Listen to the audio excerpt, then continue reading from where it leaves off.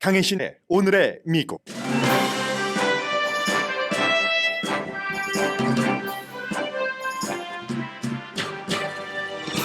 미국과 러시아는 70년 전 남북한을 부채질해 한국 전쟁을 일으켜 한반도에 무기와 지원을 쏟아부었습니다.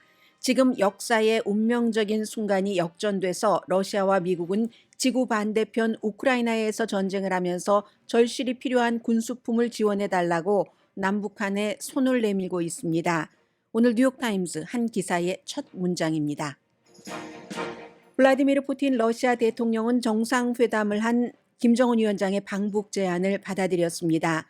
회담 결과 북한이 러시아에 무기를 지원함으로써 우크라이나 국민이 괴롭게 됐고 러시아는 북한의 위성 기술을 지원할 가능성이 높아져서 아시아에서는 핵 위협 또한 강해졌습니다. 세부 사항이 드러나지 않았기 때문에 북한이 얼마나 빨리 얼마나 많은 정도의 포탄을 러시아에 공급할지 알 수 없습니다. 그다지 신뢰가 없는 두 나라 사이에서 러시아가 북한에 핵기술을 줄지도 모릅니다. 다만 그 상황에서 중요한 것은 한국 대통령은 우크라이나 무기 지원을 촉구한 신원식 의원을 국방장관으로 지명했다는 것, 이 점이 중요합니다. 공화당의 대선 후보로 버락 오바마 전 대통령과 겨뤘던 밋 롬니 연방 상원 의원이 재선에 나가지 않을 것이라고 밝혔습니다. 76세인 롬니 상원 의원은 바이든과 트럼프 전 현직 대통령도 새 시대 새로운 리더에게 길을 터줘야 한다고 밝혔습니다. 트럼프 전 대통령은 바이든 대통령이 대통령이 되기에 나이가 많은 게 아니라 능력이 부족하다고 말했습니다. 자신의 나이가 거론되는 걸 막기 위한 설정입니다. 텍사스주 연방 판사가 어릴 때 부모 따라 미국에 온 청년들을 추방하지 않도록 하는 다카 프로그램이 불법이라고 판결했습니다. 연방 대법원이 세 번째 심의를 할 가능성이 높아졌고 그 사이에 지금 수혜를 받고 있는 다카 해당자는 영향이 없지만 새로운 신청은 하지 못합니다. 미국 부모 5명 가운데 3명은 자녀와 지내는 시간보다 전자기구에 쓰는 시간이 더 많은 것으로 조사됐습니다. 여러분 안녕하십니까? 오늘의 미국 강혜신입니다. 오늘 먼저 나이 말씀을 좀 드려보겠습니다.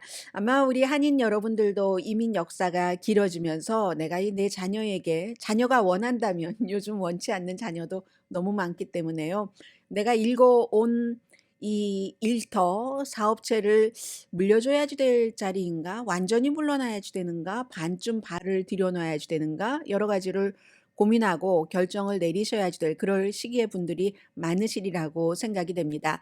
물론 나이라는 것은 사람에 따라 차이가 있고 그리고 그 나이로 할 수 있는 그 분야의 일도 그 강도 같은 것에 따라서 상당히 다르기 때문에 모든 사람들에게 다 적용되지는 않습니다. 다만 미국에서는 지금 그 전현직 대통령이 나이가 많은 상황에 또 그리고 국민들의 전폭적인 지지도 받지 못하고 다시 이제 재선에서 겨루게 되는 이 시점이기 때문에 중요한데 공화당의 대선 후보로서 오바마 대통령과 2012년도에 겨뤘다가 졌습니다. 이 밋 롬니 연방 상원 의원을 얘기를 하고 있는데요. 공화당이고 유타가 지역구입니다. 그 전에는 매사추세츠에서 2003년부터 꽤 오래 2007년까지 뭐 한 번이네요. 매사추세츠 주지사를 지냈었고 그리고 나서 원래 또 공화당의 대선 후보로 나갔는데 그 당시에는 존 맥케인에게 졌죠. 그래서 맥케인이 오바마와 겨뤄서 졌고 그 뒤에 이 밋 롬니가 오바마와 겨뤄서 졌습니다. 그런데 이분이 지금 76세인데 트럼프 전 대통령보다 1살 아래, 바이든 대통령보다 4살 아래입니다. 어제 재선에 나가지 않겠다. 여기에는 뭐 정치적인 계산도 있는 게 있습니다. 그러나 밋 롬니 의원이 내가 재선에 나가지 않겠다는 것을 내년 선거 1년도 더 남았는데 지금 발표를 했고 그 발표를 하고 나서 굉장히 많은 언론과 인터뷰를 했습니다. 본인이 인터뷰해 주세요 한 게 아니라 미국에서는 워싱턴 포스트를 포함을 해서 애틀란틱이라는 잡지라든가 아니면 영국의 BBC 방송도 저희와 인터뷰를 좀 해주십시오 해서 인터뷰를 했는데 이게 이제 그 대통령의 나이 같은 것과 또 연관이 되는 겁니다. 어제 제가 여러분들께 말씀드린 것처럼 그가 바이든 대통령을 좋아하고 바이든 대통령이 그를 좋아하는 워싱턴 포스트의 칼럼니스트가 정말 이 일 잘했지만 바이든은 재선에 나가서는 안 된다라는 아주 분명한 그 제목 자체도 그렇게 해서 컬럼을 썼잖아요. 굉장히 많은 댓글이 달렸습니다. 뭐 15,000개는 훨씬 넘고요. 조금 이따 또 확인 한번 해봐야지 되겠는데요. 그때 나온 밋 romney의 "저는 재선에 나가지 않겠습니다" 하는 것이기 때문에 굉장히 그 주목을 받았는데 본인의 얘기를 먼저 좀 들어보시겠습니다. 본인은 이제 25년 그 정치 경력이 있는데 이 사람 정치 안 해도 다른 거 다 해도 될 사람이에요. 물론 아버지가 이 조지 럼니라고 해서 이분이 아마 몰몬 가운데서 가장 유명한 사람일 겁니다. 정치계에서는. 그리고 아버지도 몰몬이었고 예전에 미국에서 굉장히 그 몰몬을 막 학대를 많이 하고 해서 뭐 멕시코로 갔다가 다시 오기도 하고 그 아버지는 멕시코에서 태어났고요. 그런데 이제 이분이 뭐 아주 부자였습니다. 아버지 때부터 부자인 사람이에요. 이 밋 romney는 부자이기 때문에 아버지가 어떤 사업에서 성공을 하고 그 자동차 관련이었습니다. 그래서 미시건에서 주지사를 했죠. 그런데 완전히 백인인데 아버지 그 조지 롬니가 흑인들의 막 그 인권 운동, 민권 운동을 할 때 막 다 흑인의 얼굴이에요. 그 한가운데에 밋 롬니도 키도 크고 하잖아요. 아버지 닮았어요. 그래서 그 아버지도 그 우뚝 솟아 있는 그 다른 아프리칸 아메리칸들 사이에서 우뚝 솟아서 아프리칸 아메리칸의 그런 그 민권을 우리 미국은 해야지 된다 하는 것을 굉장히 누구보다도 먼저 했었던 사람이거든요. 그런 사람의 아들이고 돈은 많은데 어쨌든 정치를 했어요. 25년 하다가 본인이 이제는 정치를 하지 않는다. 나는 이제 그렇다고 완전히 뭐 공직을 하지 않는다는 거지 정치에서 손을 놓겠다라는 뜻은 아니라고도 얘기를 하면서 우선 발표를 했습니다. 2분 몇십 초인데요. 그 뭐 다 들려드릴 수도 있지만 제가 중간에 조금씩만 들려드리겠습니다. 밋 romney 연방. I've spent my last 25 years in public service of one kind or another. At the end of another term, I'd be in my mid 80s. Frankly, it's time for a new generation of leaders. 네. 만약에 재선에 나가서 그 재선 6년 상원 임기를 하면은 80대 중반이라고 얘기를 하죠. 그래서 솔직하게 말하건대 다른 세대에 이건 넘겨줘야지 될 때다라고 말합니다. They're the ones that need to make the decisions that will shape the world they will be living in. Now, we face critical challenges. 네, 그들이 살 세대를 그들이 정의하고 그들의 뜻대로 해야지 된다는 거잖아요. 우리가 지금 많은 Mounting 도전이 national 있다고 debt, 얘기를 합니다. 뭐 climate 미국의 change, 빚, and the 기후 변화, ambitious authoritarians of Russia and China. 독재 국가 러시아와 같은 Nor former President Trump are leading their party to confront those issues. 지금 트럼프 전 대통령이나 바이든 현 대통령이나 당도 마찬가지로 분열이 돼서 그런 모든 문제, 뭐 총기 문제, 뭐 이런 여러 가지를 다 말을 하면서 그런 것들을 해결할 능력도 없고 해결할 의지도 없다고 얘기를 합니다. On deficits and debt, both men refuse to address entitlements, even though they know that this represents 2/3 of federal spending. Donald Trump calls global warming a hoax, and President Biden offers feel-good solutions that make no difference to the global climate. 네, 이제 뭐 정부의 그 빚에 대해서 얘기를 했고 기후 변화에 대해서는 트럼프 전 대통령은 가짜다, 혹스라고 얘기를 하고 바이든 대통령은 그냥 feel good 하는 그런 정도로만 하지 뭐 결정적인 해결책을 내지 못한다고 얘기를 하고 있죠. On China, President Biden underinvests in the military, and President Trump underinvests in our alliances. 중국에 대해서는 그 트럼프 전 대통령은 동맹을 과소평가하고 바이든 대통령은 군사 이 지원 같은 것 하는 것을 또 이제 덜 하고 있다라는 얘기를 합니다. 아무튼 본인의 마음에는 들지 않아요. Political motivations too often impede the solutions that these challenges demand. 네, 이 같은 정말 그 많은 그 도전들이 굉장히 많은 것을 요구를 하는데 이 사람들은 이제 정치적으로 모든 것을 하려고 하지 해결점을 찾아가지 않는다라고도 얘기를 했습니다. Neither President Biden nor former President Trump are leading their party to confront those issues. 네, 이 같은 이슈를 두 사람 다 이렇게 해나갈 그런 것이 못 된다라고 얘기를 했고요. Donald Trump calls global warming a hoax. 네, 좀 전에 들어보신 그런 내용들입니다. 그래서 이제 그런 비판들은 일단 하고 나서 그러면 이런 모든 도전 같은 것을 결국은 바이든이나 트럼프가 해결하지 못하기 때문에 새로운 세대들이 자신들이 살아갈 그런 것에 맞게 그들이 결정을 해야 된다. 그리고 본인은 새로운 세대가 나라를 리드하는 것이 맞고 여기서 완전히 은퇴하는 것은 아니고 공화당에 좀 젊은 세대들이 들어오게 하고 젊은 세대가 공직자에 출마를 하고 젊은 세대의 투표율을 높이는 것 이런 것 같은 것을 한다고 얘기를 했습니다. 그리고는 그 밖에 많은 언론과의 인터뷰에서 트럼프 전 대통령이 선동 정치, 인기 영합 정치를 한다고 비난을 했죠. 뭐 그럴 만합니다. 이 사람은 밀 럼니는 트럼프 전 대통령의 탄핵이 하원에서 2번 됐잖아요. 그리고 상원에서 둘 다 안 됐는데 첫 번째는 하나는 우크라이나 대통령에게 이렇게 해야지 나에게 맞게 해줘야지 돈을 주겠어라고 한 것. 그게 이제 정치적인 경쟁자인 바이든 대통령에 대해서 뭔가를 요구한 것이고 그리고 두 번째는 의사당 폭동이었는데 두 개의 다 탄핵에 찬성표를 던졌습니다. 첫 번째는요.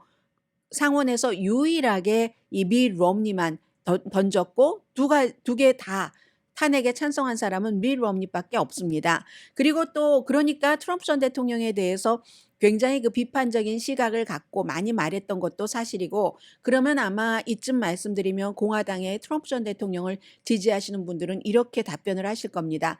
그 사람이요. 원래 트럼프 전 대통령이 됐을 때 국무장관 한번 해보려고 트럼프 타워에 가서 올라가서 잘 뭐 부탁까지 했는데도 결국은 터덜터덜 내려왔고 그 자리는 렉스 틸러슨이라는 오일 업계의 거부가 차지해서 거기에 대한 앙심이다 이렇게 말하실 분들이 계실 겁니다. 그것 알고 있습니다. 그러나 그게 뭐 어느 정도 영향을 미치는지 아닌지는 모르지만 제가 앞서 말씀을 드렸죠.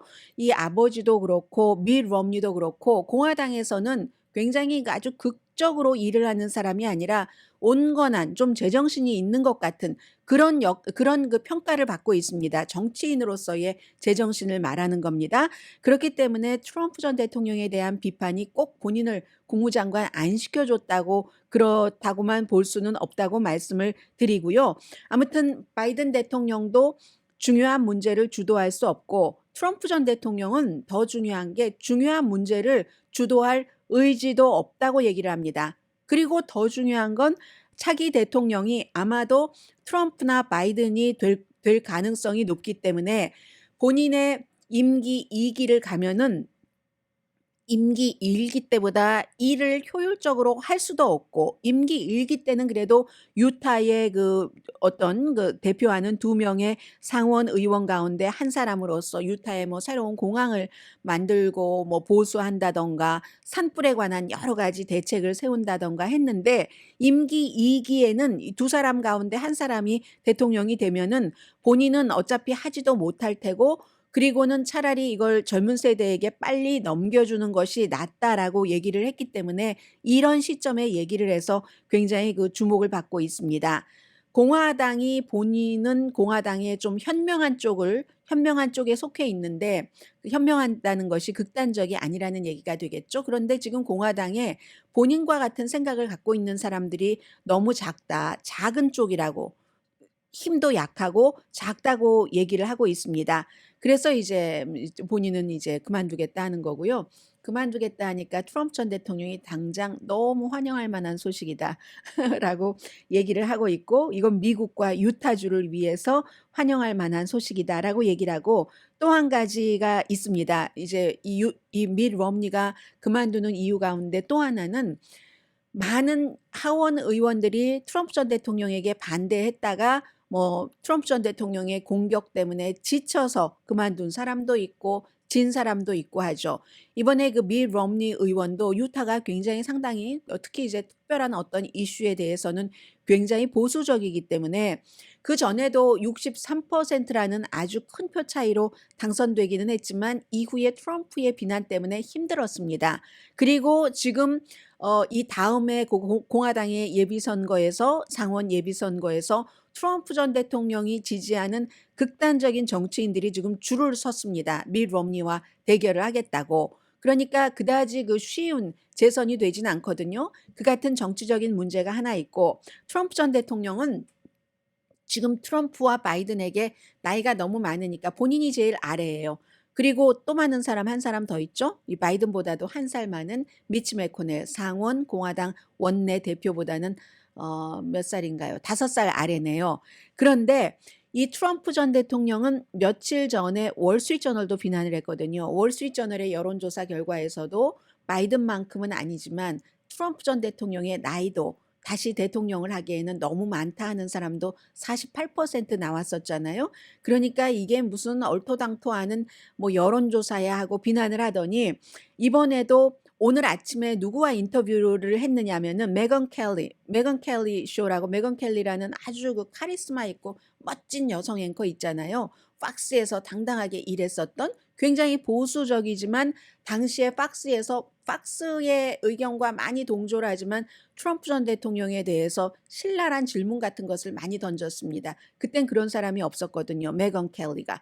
그래서 트럼프 전 대통령이 네스티하다고 앵커에게 라이브로 이렇게 인터뷰하고 하는 과정에서 네스티한 여자라고 얘기를 해서 여자들은 싫어했었는데 그 메건 켈리가 팍스에서 결국은 해고됐어요.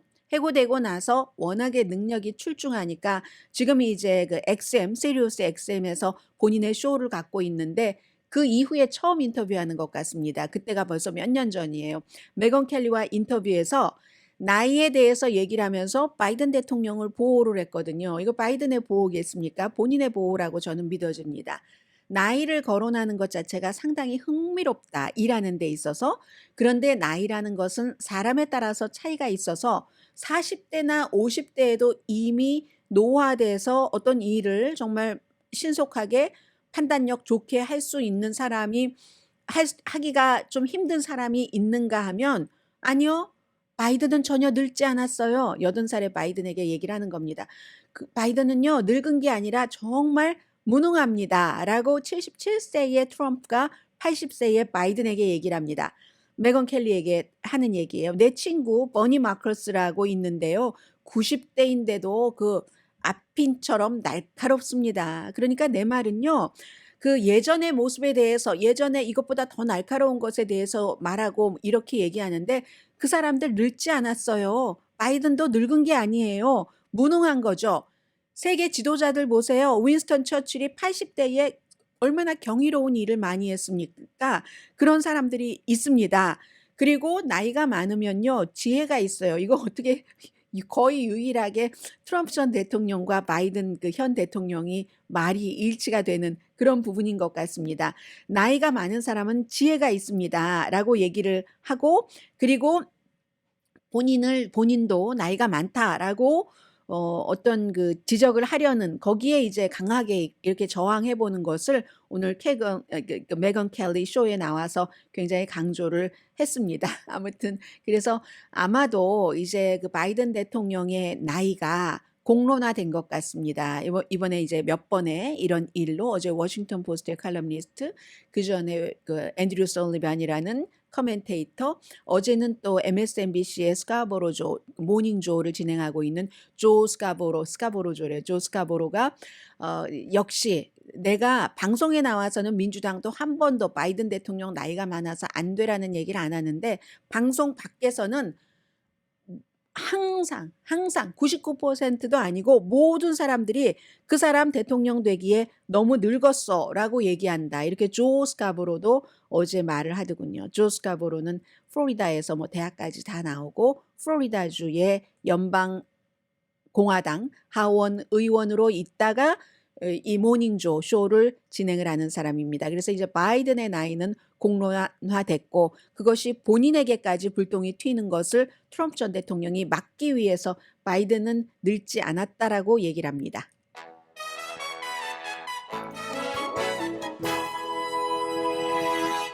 사람에 따른 차이이고요. 그리고 직업에 따른 차이인 것 같습니다. 이 좀 전에 밋 rom니 그 연방 상원 의원이 얘기를 한 것처럼 미국은 지금 뭐 우크라이나, 중국 너무 많은 도전이 있기 때문에 국내적으로도 그런 것을 가져가려면 아무리 강한 80대라도 예전에 처칠 시대의 정치와 다르잖아요. 그래서 그 에너지가 뭐 이 사람들이 70대보다는 덜할 것 아니겠어요? 그런 문제는 있는 것 같습니다.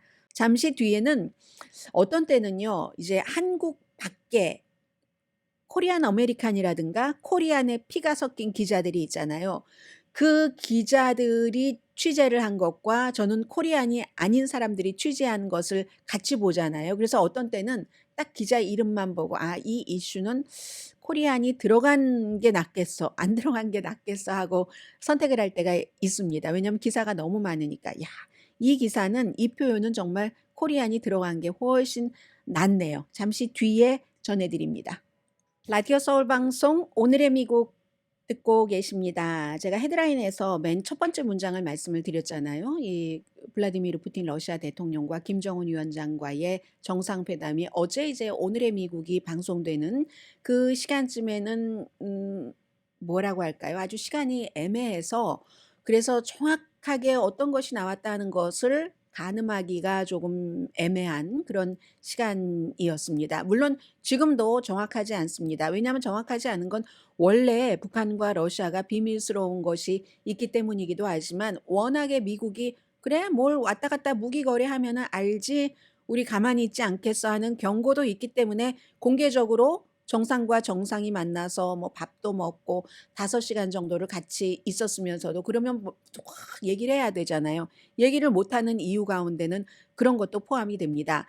그래서 지금으로서는 정확하게 알 수는 없지만 얼마나 북한이 무기를 주느냐, 러시아가 과연 위성 기술을 이건 어제보다 오늘 조금 더 회의적인 시각이 많아진 것 같고요. 그 사이에서 뉴욕타임즈의 그 최상훈 그 서울 지국장은 역시 이 한국 피가 있는 사람이 들어있을 만한 것을 표현을 했습니다. 이걸요 큰 제목 아래 그리고 첫 문장에도 그만큼 이걸 강조하고 싶은 겁니다. 이 사람은 그렇다고 해서 기사의 균형이 무너질 그 정도는 아니었지만 저는 이게 굉장히 와 닿거든요.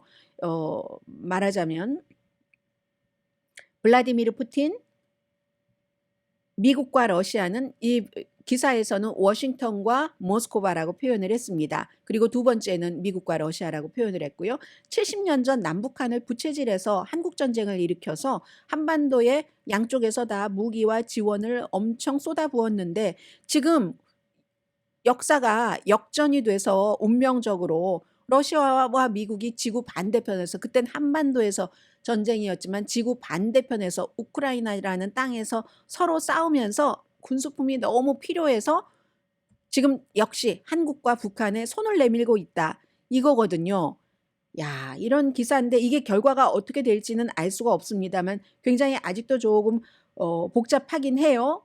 복잡하긴 한데 분명한 것은 무기 거래 이상의 협상이다. 이건 중국도 지켜보고 미국도 지켜보는 겁니다. 오늘의 미국에서 처음부터 말씀드렸습니다. 많은 전문가들은 이걸 꼭 무기 거래 이상으로 본다. 중국뿐만이 아니라 우리는 러시아와도 가깝게 지낼 수 있다는 것을 아무리 고립을 시켜도 그런 걸 보여준다는 게 김정은 위원장으로서는 굉장히 큰 거라는 것을 얘기를 했는데요. 그래서 기본적으로는 이제 무기 거래를 보면 제일 중요한 것은 이겁니다. 러시아가 그동안 계속 한국을 향해서 우크라이나에 무기 공급하지 말아라. 한국은 지금도 직접 공급하지 않고 있고 미국이 우크라이나에 주니까 미국을 공급하는데 뭐 말로는 약속을 미국 최종적인 사용지는 미국이어야 된다. 우크라이나에 넘겨주면 안 된다라는 거지만 그건 무기를 일단 팔고 나면 그건 미국이 알아서 할 일이지 한국이 그것까지 관리할 수는 없습니다. 그리고 아직까지는 우크라이나 그 전쟁에서 한국이 미국에 수출한 포탄이 사용됐다는 증거는 없습니다. 북한은요 마찬가지예요. 미국도 계속 북한을 향해서 러시아를 향해서 얘기를 했잖아요. 북한도 그동안 안 줬다고 계속 말을 합니다. 물론 러시아 용병 바그너에는 줬고 그리고 역시 우크라이나에서 지금까지 북한의 그런 것이 정규군의 손에서 포탄이 사용됐다는 증거도 없습니다. 그런데 이번에는 분명히 이 북한의 포탄이 러시아로 넘어가기 때문에 북한이 얼마나 빨리 또 어느 정도의 양을 보내느냐. 북한도 보낼 때는 생산할 건 생산하면서 보내야 되잖아요. 그런 것이 굉장히 중요하고, 그럼 푸틴 대통령이 우리가 여기 우주기지에서 만난 게, 오히려 말을 크게 할 때 그걸 뒤집어서 의심을 해봐야 되는 거 있잖아요. 우주기지에서 만난 이유가 위성 기술을 북한에 준다는 겁니다. 그러니 한국 좀 겁나지? 미국 겁나지? 이렇게 말한 거잖아요. 그런데 전문가는 아닐 수 있다고 보는 시각이 오늘은 더 많습니다. 왜냐하면 그럼 러시아의 위성 기술이라는 것은 북한이 그렇게 간절히 원하는데 실패를 했고 2번, 그리고 이제 10월 달에 또 한 번 이제 잡혀 있잖아요, 날짜가. 그랬는데 러시아에서의 그 위성 기술이라는 것은 러시아 군수품 가운데서는 보물입니다. 보물. 그 보물을 지금 당장 필요하니까 받기는 받지만 낡아 빠진 포탄에, 정말 어디 다른 데 전쟁에는 쓸 수도 없는, 우크라이나도 하도 그 무기 같은 것이 상당 부분이 이제 해외에서 주는 것 빼고는 허접해서 그러는 거지. 그러니까 급하니까 받는 거지. 러시아 군수품의 보물을 낡은 그 수십 년 전에 포탄과 바꾸겠습니까, 러시아가? 그리고 서로 신뢰 관계도 충분하지 않잖아요. 구소련이 무너졌다고 우리도 모자라 하면서 북한에 대한 지원, 식량 지원 등등을 중단한 러시아입니다. 러시아도 북한도 당연히 못 믿죠. 못 믿지만 중국에 대한 의존도가 너무 강한 것을 피해 보려고 러시아와 이제 우리는 뭐 제국주의에 싸우는 뭐 러시아의 푸틴 대통령의 결정과 그 국가의 결단을 우리는 지지합니다라고 김정은 위원장이 얘기를 했잖아요. 그리고 그런 얘기하는 모든 것들을 다 막 공개를 하고, 공개한다는 것 자체는 봐라, 우리 이런 정도로 되니까 니들도 알아서 해 하는 거잖아요. 아무튼 그래서 러시아는 위성 기술을 뭐 어떻게 줄 수 있을지 여기에 대해서 의심하는 사람들이 굉장히 많다는 것. 그럼에도 불구하고 일단 포탄이 가잖아요. 우크라이나 사람들 삶은 어렵게 되겠죠. 그리고 얼만큼 줄지는 모르지만 전혀 주지 않을 수는 없죠. 뭘 도와줄 수도 있고, 기술을 통째로 뜯어다가 그냥 완전히 이 노트북 같은 것을 뜯어다가 그 내부품을 다 준다는 것은 아닐 테고, 부분적으로 러시아의 보호물에 좀 해가 되지 않는 한은 조금씩, 뭐 예를 들어 이번에 또 위성 발사를 할 때 뭐 위성에다가 그 로켓에다가 핵 실으면 핵 발사잖아요. 그렇게 하는데 러시아가 도와줄 수는 있잖아요. 그 기술 자체를 주는 게 아니라. 그렇게 해서 조금은 줄 수 있지만 조금 주면서도 아시아에서는 핵 위협이 그럼 높아질 수 있는 거잖아요. 이제 그런 문제가 있는 거고, 우크라이나 전쟁에 대해서는 뭐 이게 성공 여부를 완전히 반전시킨다 하는 것은 아니지만 뭐 방향을, 뭐 속도 같은 것을 바꿀 수는 있고, 아시아에서는 어쨌든 뭐 핵군비 경쟁이라고 할까요? 이런 것들이 확대될 가능성은 있는 거고요. 러시아가 지난해 우크라이나에 뭐 쏜 그런 뭐 포탄 같은 것이 뭐 천만 발 이상이라고 하거든요. 북한은 지금 뭐 1,000만 발까지는 아니더라도 뭐 수백만 발 정도는 가지고 있는 것으로 보이는데, 근데 북한의 포탄은요, 실패율이 너무 높습니다. 가끔 이제 하잖아요. 어떠한 그 상황에서. 그럴 때 보면은 한국을 향해서 떨어뜨리는 무슨 뭐 그쪽 지역에서의 뭐 훈련이라든가 등등의 포탄의 그 실패율이 한 20% 정도는 된다고 하거든요. 20% 돼도 러시아에게는 뭐 하나도 없는 것보단 지금 나으니까. 그리고 maybe 포탄을 제외하고 곡사포 같은 것도, 뭐 로켓 같은 것도 줄 수 있고, 북한으로서는 그 북한이 또 얼만큼 주느냐에 따라서 대가로 러시아도 거기에 대해서 더 많은 걸 주겠죠. 그래서 뭐 여러 가지 뭐 핵무기를 발사하는 뭐 그런 뭐라고 하나요? 운반 시스템이라고 할까요? 그런 것에 어느 만큼을 주나 뭐 이런 거. 그런데 미사일 기술에 대한 접근은 지금 북한과 미국과 러시아가 다 친한 것 같지만 다 서로를 안 믿으니까, 원래 성향도 그렇고, 그리고 서로가 서로에게 보여줬었던 것도 있고, 안 믿으니까 이런 기술을 이전하기는 쉽지 않다. 뭐 러시아 뭐 위성 잠수함의 비밀까지 김정은 위원장이 넣고 싶어 하겠죠, 손에. 그러나 푸틴이 줄까요? 그게 푸틴도 미국 눈치도 봐야지 되고 뭐 중국 눈치도 봐야지 되고 등등. 그럼에도 불구하고 이렇게 그래서 중요한 건 그런 말이라도 서로 건네보고 어느 정도 왔다 갔다 할 수 있는 관계가 북한과 러시아 사이에 성립됐다는 것이 아시아의 핵균형을 변화시킬 수 있다는 그런 거죠. 그래서 이코노미스트는 김씨 왕조라고 표현을 하는데 아직도 그 김씨 왕조는 이웃 국가들을 겁에 질리게 할 것이다. 얼만큼 받는지 공개하지 않잖아요. 그건 공개 사항도 아니잖아요. 그런 것. 정확한 건 지금 북한이 러시아와 굉장히 가까워진 거. 그럼 이러면 어떻게 되느냐. 지금 세계사에 있어서 북한이 러시아와 가까워졌어요. 그럼 바다 건너 미국이 바로 이 아시아에 대한 어떤 군사적인 영향력을 더 강화하려고 할 겁니다. 미국은 이미 다 해놓고 있어요. 베트남에 이번에 갔다 왔죠. 필리핀 그렇죠. 호주 그렇죠. 다 군사적인 한미일 군사협력 이런 것 있잖아요. 근데 이것보다도 이번에 북한과 러시아의 회담으로 더할 것이다. 미국은 아시아에. 그럼 미국이 아시아에 어떤 군사력이 미국의 군사력이 더 들어와요? 중국은 어떻겠습니까? 중국도 마찬가지로 싫어하고 김정은은 좋아하죠. 김정은 위원장에게는 이번 회담이 어느 정도 성공일 수 있고 그러면 예측할 수 없는 게 이제 중국인데요. 시진핑 중국 국가주석은 중국의 경제력이 굉장히 커지면서 우리가 글로벌 세계 평화의 중재자다 이런 역할을 많이 하고 싶어 하잖아요. 우크라이나 전쟁에 있어서도 그런 역할을 하고 싶어 하고 있고 미국이 중요하게 생각하는 것은 아시아에서의 핵 확산 같은 것을 경계하는 것이고 그래서 이제 이런 그 중국과 미국의 입장에서 북한과 러시아가 딱 친해졌으니까 이게 시험하는 어떠한 그 시험대가 될 것이죠. 미국이 제재한다, 대가를 치를 것이다, 알아서 해야 하잖아요. 이 콧방귀도 안 낍니다. 국무부의 한 사람이 이렇게 조크를 했다고 하는데요. 평양에는 미국의 경제 제재에 표적이 되지 않은 가게 한두 개 있을 정도야. 그게 전부야. 별로 이제 앞으로는 그 제재도 효력이 없다 하는 거고 그러느니 그런 방법이 무엇이냐. 미국은 우크라이나에 군수품 주는 것을 늘려야지 된다라고 주장하는 전문가들이 많습니다. 그리고 러시아와 평양 사이에서 무기 거래 있는 것을 지금도 이번에도 회담 같은 것도 미국에서 제일 먼저 발표를 한 거잖아요. 아는 대로 공개를 해야 된다. 세계에. 아는 대로 공개를 해서 다른 나라들도 다 조치를 취하고 여론 같은 것도 형성하도록 하고 또 하나 중요한 것.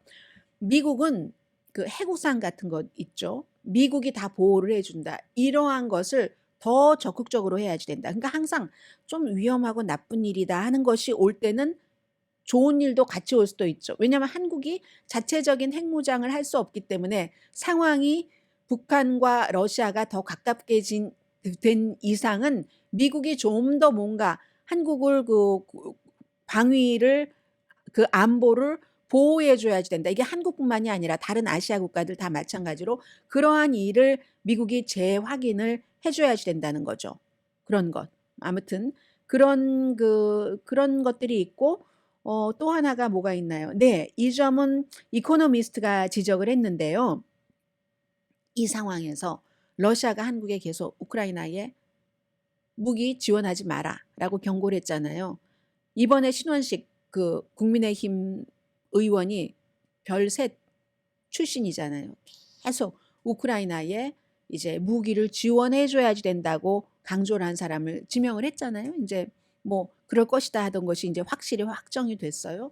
그건 윤석열 대통령이 러시아와 북한 간의 이러한 사이에서도 나는 나의 길을 가겠다 하고 하는 것이니까 거기에 대해서도 무슨 이 사람이 너무 그러니 정치인 출신이라서 행정가로서는 안 돼 이런 거를 보는 게 아니라 해외에서는 지금 이 장관 지명자는 우크라이나에 무기를 지원하는 것을 강력히 주장을 했었던 사람이야.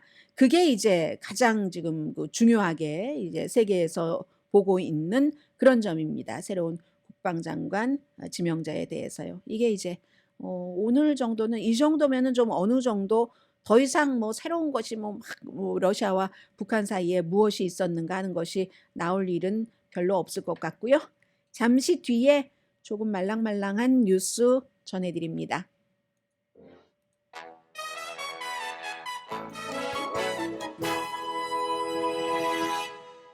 라디오 서울 방송 오늘의 미국 듣고 계십니다. 늘 그 자녀분들께만 밥 먹을 때만이라도 전화기 내려놔 이렇게 얘기를 하시는데 오늘은 제가 여러분들께 부모님에 대해서 말씀을 좀 드리려고 합니다. 보통 부모님들이요, 일반 부모님들은 자녀와 함께 시간을 보내는 것보다 이런 뭐 휴대폰이 됐던 어떠한 이런 전자기기와 더 많은 시간을 보낸다 하는 조사 결과가 나왔거든요. 그러니까 이게 얼마나 이율배반적이에요. 자녀에게는 너 몇 시부터 몇 시까지만 되고 게임은 절대 안 돼. 하다가 그걸 막을 수 없는 걸 안 순간부터는 게임은 하루에 이만큼만 하자라고 하고 하는데 그렇게 자녀를 위해서는 부모님들이 규칙 같은 것을 정하지만 대부분은 본인들 자신들은 그렇게 하지 못한다는 겁니다. 지금 이 여론조사를 한 곳이요, 마켓 리서치 회사 원폴이라는 곳에서 했거든요. 그래서 2,000명의 학교에 다니는 자녀를 둔 부모님을 대상으로 6월 21일부터 7월 7일까지 여론조사를 했습니다. 그러니까 뭐 범위도 넓고 기간도 꽤 오래 걸렸어요. 그래서 미국 부모님들 여러분은 어디에 속하시는지요? 5명 가운데 3명은 자녀하고 함께 시간 보내는 것보다 전자기기와 시간을 더 많이 보낸다고 인정을 하셨습니다. 인정. 거의 엄마 아빠는요, 하루에 5시간 정도 전자기기를 사용하시는데, 물론 뭐 젖먹이 아이가 있고 이런 경우는 좀 다르겠죠. 그런데 자녀와 의미 있는 활동을 한다. 이런 시간은 하루에 4시간 미만입니다. 당연히 그렇겠죠. 특히 이제 일하고 집에 늦게 들어가시는 분들이라면 그럴 텐데, 그리고 부모님들 80% 이상이 이렇게 많이 갖고 계시나요? 저도 한번 세볼까요? 3개 이상의 어떤 전자 디바이스를 갖고 계시답니다. 전화기도 뭐 몇 개 갖고 계신 분들도 계시고 예전 건데 뭐 트레이드 안 해서, 그리고 뭐 거기에 뭐 태블릿 있죠. 또 노트북도 있을 테고 컴퓨터도 있을 테고 등등 해서 80% 부모가 3개 이상의 전자기기를 갖고 있고 자녀의 81%는 2개 이상 전자기기를 갖고 있답니다. 3개 이상이에요. 3개를 갖고 계시다는 것도 아니고. 이건 이제 가정에서 우리 기술이 테크놀로지가 얼마나 많이 나와 너희의 사이를 갈라놓는가 하는 것을, 실제로 부부와 부부 사이도 갈라놓는가 하는 것을 강조를 할 텐데, 뭐 갈라놓는다 하는 것은 부정적인 표현이고, 이런 전자기기의 존재감을 우리가 확인한다고 할까요? 그렇다는 건데요. 그래서 미국 부모님들 60% 이상은 그럼 어떻게 하시느냐? 벗어나고 싶어. 윤신혜 씨 노래인 거예요. 벗어나고 싶어. 벗어나고파. 전자기기로부터. 그리고 다시 자녀와 더 많은 시간을 보낼 방법을 찾고 계신답니다. 60%가요. 그리고 거의 80%네요. 79%는 우리가 전자기기를 쓰지 않고 자녀와 같이 있을 때의 시간이 더 기억에 남는다. 이거 너무 당연한 얘기 아니에요? 그래서 실제로 방법을 찾고 있고 52%의 부모는 집에서 이런 전자기기 사용하는 것을 제한을 하려고 시도를 해보셨답니다. 52%가 시도를 해서, 그러니까 우리 그럼 이거 놓고 밖에 나가서 놀아보자 하는 것을 시도하시는 분들도 계시고, 시간을 설정하시는 분 74%. 그리고 그러면 다 좋아. 좋은데 밥 먹을 땐 안 돼. 식탁에는 우리 휴대폰 가지고 오면 안 되기. 이런 분들 63%였답니다. 그래서 이제 이 여론조사 자체가 6월 말에서 7월 초에서 있었기 때문에, 특히 이제 여름은 야외에서 활동하기가 굉장히 좋잖아요. 해서 여러 가지 했었던 여론조사 결과를 내놓는데, 특히 뭐 캠핑이나 하이킹 같은 것이 뭐 아니면 뭐 놀이공원, 아이들이 어릴 때는 뭐 워터파크 같은 데를 가고, 화면에서 전자기기의 이런 스크린에서 자연으로 이렇게 가면은 이게 확 또 달라진다는 이런 거. 그러면서 이제 가족 간에 여러 가지가 형성이 되잖아요. 그러한 것들을 뭐 얘기를 많이 했습니다. 그럼 자연에 나가면 뭐 열심히 하이킹하는 건 힘들다 하시면은 산책을 할 수도 있고, 뭐 커피를 끓여 마실 수도 있고 캠파이어를 할 수도 있고 낚시를 할 수도 있고 텐트 이거 왜 이렇게 우리 아빠는 못해? 엄마가 더 잘해 우리 집은 뭐 이러면서 뭔가가 될 수도 있는 거잖아요. 그런데 그럴 때 이 전자기기를 통해서 요즘은 이제 챗 GPT까지 나와서 쉽게 다 하는데 문제 해결 능력이라든가 독립성이라든가 여러 가지가 이 전자기기에서는 배울 수 없는 것들을 이건 자녀뿐이 아니라 부모님들도 마찬가지다 하는 겁니다. 그런데 이제 아무튼 부모님들도 전자기기가 생긴 이후에 자녀 양육의 방식이 굉장히 많이 달라졌는데 실제로는 놓고 할 수 있다면 할 수 있으면 하시는 분들이 할 수가 없어서 못 하시는 분들도 많으시잖아요. 할 수 있다면 전자기기를 놓고 다른 방향으로 자녀와 함께 시간을 보내는 것이 뭐 훨씬 좋다는 너무 당연한 얘기예요.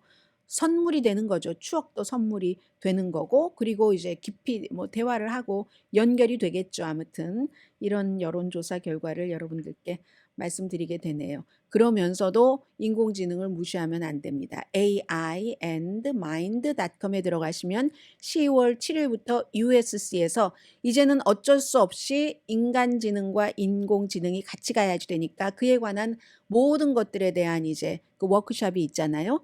AI 인공지능 and mind.com으로 들어가셔서 확인을 하셔야지 됩니다. 할 수 있으면서 컨트롤하는 것, 제한하는 것 이게 이제 중요한 것 같아요.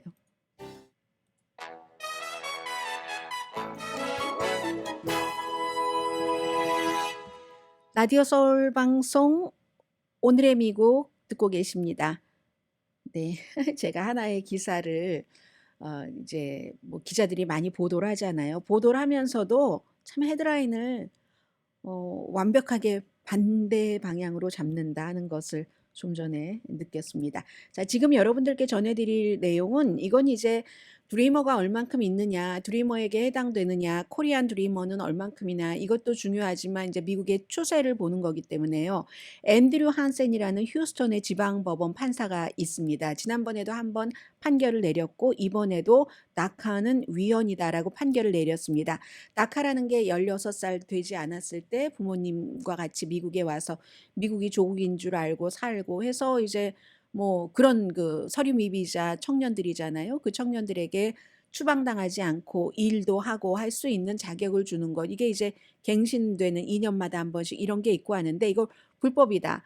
그런데 이걸 고소한 측에서는 텍사스주와 다른 8개 주인데 아예 없애버려라. 2년 안에 끝내야지 된다 하는데 그렇게 하진 않았습니다. 이건 지금 이 나카의 수혜를 받고 있는 한 58만 명 된다고 하거든요. 코리안 아메리칸도 있습니다. 그런 사람들은 되는데 새로 신청은 하지 않는다는 거고 전에도 같은 판결을 내렸습니다.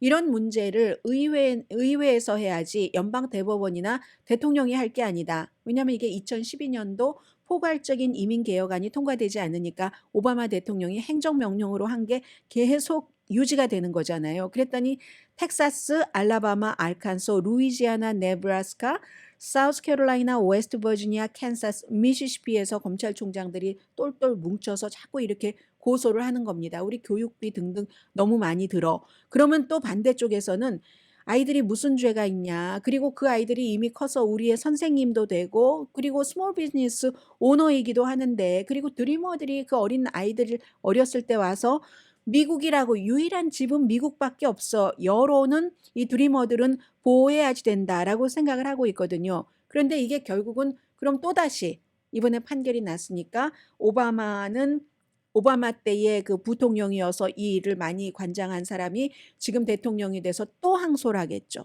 연방 대법원이 3번째 판결을 하게 되는 겁니다. 첫 번째는 아예 심의조차도 하지 않았고 두 번째는 어떻게 했었던가요? 두 번째는 트럼프 전 대통령이 프로그램을 원래는 보호하겠어. 선거 때는 그랬다가 아니야 이거 없애야 돼 마음을 바꿨잖아요. 연방 대법원이 아니야 이거는 트럼프 전 대통령이 불법으로 종료했어 해서 살아났는데 이번에 이제 연방 대법원이 다시 해야지 되는 거죠.